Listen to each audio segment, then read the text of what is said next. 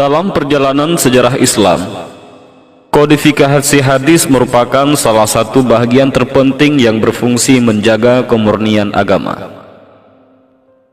Selama 1400 tahun lebih, para ulama mempelajari teks hadis, berusaha mengenali orang-orang yang meriwayatkannya, menetapkan status keabsahan hadis, dan kemudian menyebarkannya ke tengah umat dengan lisan mereka ataupun melalui usaha pembukuan.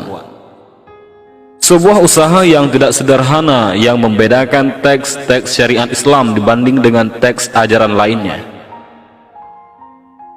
Salah seorang ulama yang memiliki jasa besar dalam perkembangan dan pembukuan hadis adalah imam besar umat ini yang berasal dari kota Madinah. Beliau adalah Malik bin Anas rahimahumullah. Beliau adalah orang yang pertama membukukan hadis dalam kitabnya Al-Muwatta. Beliau adalah Abu Abdullah Malik bin Anas bin Malik bin Abi Amir bin Am bin Al-Haris bin Ghuiman bin Kusail bin Amar bin Haris. Ibunya adalah Aliyah bin Syarik Al-Aziyah. Keluarganya berasal dari Yaman. Lalu pada masa Umar bin Khattab, sang kakek pindah ke kota Madinah dan menimba ilmu dengan para sahabat Nabi SAW sehingga menjadi salah seorang pembesar tabi'in. Imam Malik dilahirkan di kota Madinah 79 tahun setelah wafatnya Nabi kita Muhammad SAW, tepatnya tahun 93 Hijriah. Tahun kelahirannya bersamaan dengan tahun wafatnya salah seorang sahabat Nabi yang paling panjang umurnya, yaitu Anas bin Malik. Imam Malik kecil tumbuh di lingkungan yang religius. Kedua orang tuanya adalah murid dari sahabat-sahabat yang mulia. Pamannya adalah Nafi', seorang periwayat hadis yang terpercaya, yang meriwayatkan hadis dari Aisyah, Abu Hurairah, Abdullah bin Umar, dan sahabat-sahabat besar lainnya. Dengan lingkungan keluarga yang utama seperti ini, Imam Malik dibesarkan.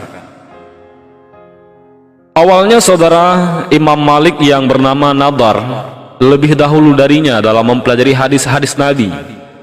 Nadar mendatangi para ulama tabi'in untuk mendengar langsung hadis-hadis yang mereka riwayatkan dari para sahabat.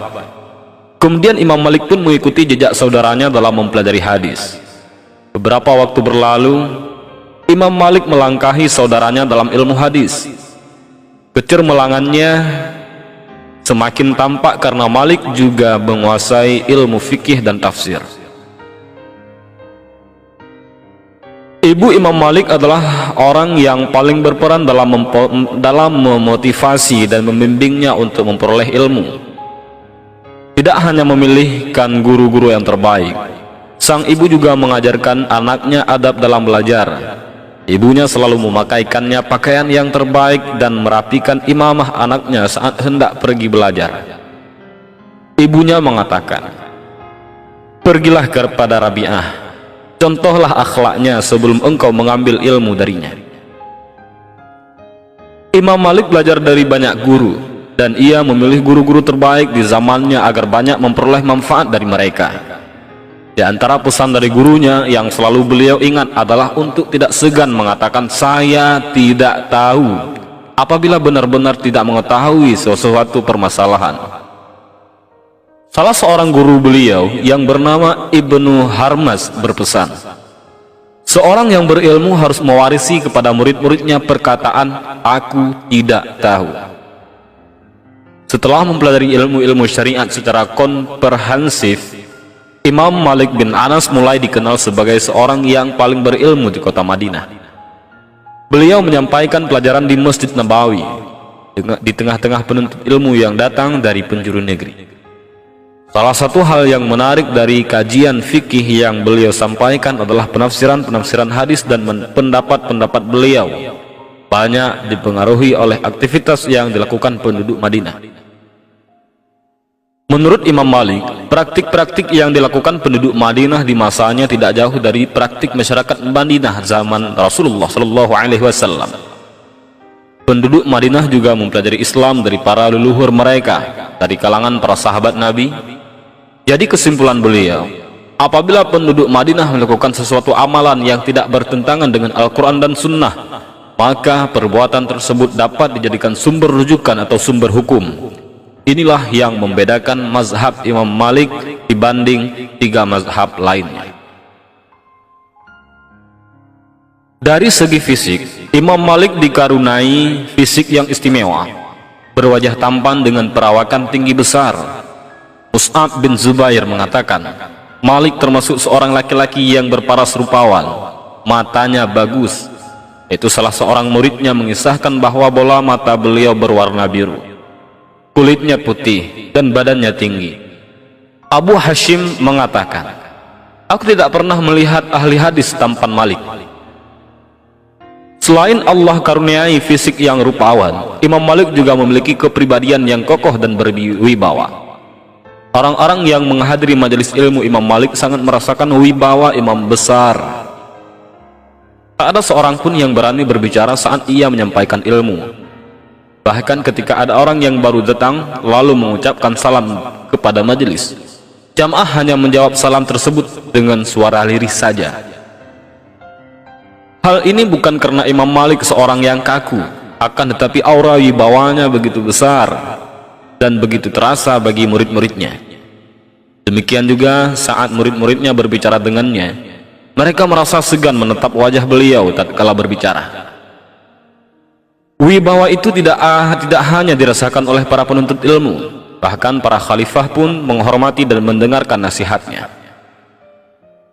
Imam Syafi'i yang merupakan salah seorang murid Imam Malik menuturkan, ketika melihat Malik bin Anas, aku tidak pernah melihat seorang lebih berwibawa dibandingkan dirinya. Demikian juga penuturan Sa'ad bin Abi Maryam, aku tidak pernah melihat orang yang begitu berwibawa melebihi Malik bin Anas, bahkan wibawanya mengalahkan wibawa para penguasa. Imam Malik juga dikenal dengan semangatnya dalam mempelajari ilmu, kuatan hafalan, dan dalam pemahamannya. Pernah beliau mendengar 30 hadis dari Ibnu Hisham Az-Zuhri, lalu beliau ulangi hadis tersebut di hadapan gurunya. Hanya 1 hadis yang terlewat, sedangkan 29 lainnya berhasil ia ulangi dengan sempurna. Imam Syafi'i mengatakan, apabila disebutkan sebuah hadis, Malik adalah seorang bintang yang cerdas, yang sanggup menghafalnya. Imam Malik sangat tidak suka dengan orang-orang yang meremehkan ilmu. Apabila ada suatu permasalahan ditanyakan kepadanya, lalu ada orang yang mengatakan, itu permasalahan yang ringan, maka Imam Malik pun marah kepada orang tersebut, lalu mengatakan, tidak ada dalam pembahasan ilmu itu sesuatu yang ringan. Allah berfirman, inna sanulqi alaika qawlan thaqila, sesungguhnya kami akan menurunkan kepadamu perkataan yang berat. Quran Surat Al-Muzammil ayat 5. Semua permasalahan agama itu adalah permasalahan yang berat, khususnya permasalahan yang akan ditanyakan di hari kiamat. Imam Malik juga seorang yang sangat perhatian dengan penampilannya, dan ini adalah karakter yang ditanamkan ibunya sedari kecil.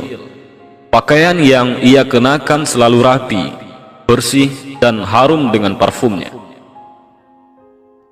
Isa bin Amir mengatakan, aku tidak pernah melihat seorang yang berkulit putih ataupun merah yang lebih tampan dari Malik, dan juga ia seorang yang lebih putih dari pakaiannya. Banyak riwayat dari para muridnya yang mengisahkan tentang bagusnya penampilan Imam Malik, terutama saat hendak mengajarkan hadis. Namun satu riwayat di atas kiranya cukup untuk menggambarkan kebiasaan beliau. Sering kita dapati ketika membaca biografi orang-orang saleh, bahwasanya mereka memiliki sifat yang tajam. Demikian juga dengan Imam Malik bin Anas rahimahumullah. Imam Syafi'i mengisahkan tentang gurunya ini sebuah kisah yang menunjukkan kuatnya firasat Imam Malik. Imam Syafi'i berkata, ketika aku tiba di Madinah, aku bertemu dengan Imam Malik. Kemudian ia mendengarkan ucapanku. Ia memandangku dengan beberapa saat dan ia berfirasat tentangku. Setelah itu ia bertanya, siapa namamu? Kujawab, namaku Muhammad. Ia kembali berkata, Wahai Muhammad, bertakwalah kepada Allah, jauhilah perbuatan maksiat, karena aku melihat engkau akan mendapatkan sesuatu. Imam Malik rahimahumullah wafat di kota Madinah pada tahun 179 Hijriah atau 795 Masehi dengan usia 85 tahun. Beliau dikuburkan di Baqi'.